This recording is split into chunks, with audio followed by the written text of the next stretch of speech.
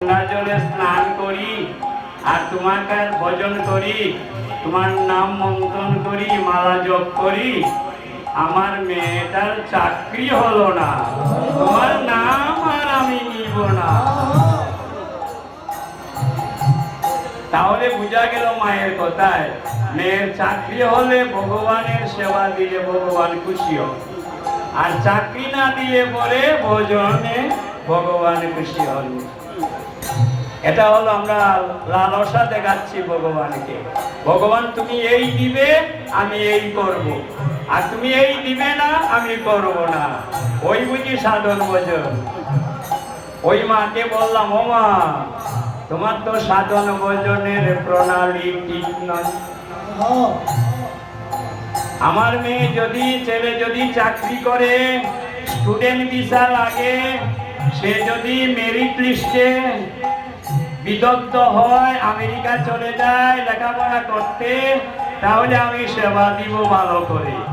আর যদি না যায়, আমি সেবা ভালো করে তোমায় দিব না। ওই বুঝি সাধন ভজন।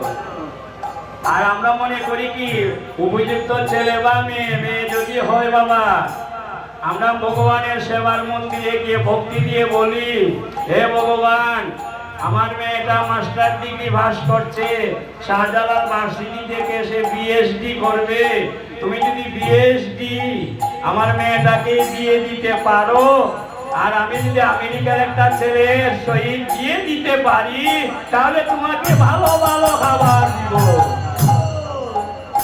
ওই বুঝি ভজন।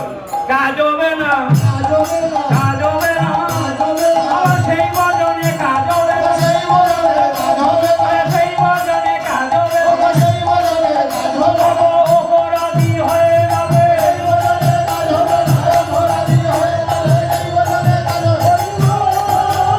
কি হলো, কি হলো তোমার?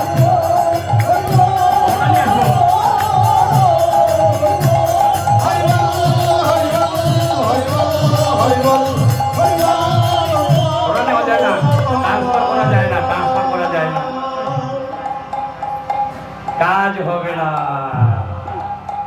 ওই ভগবানের আরতি করেন ওই মেয়ে,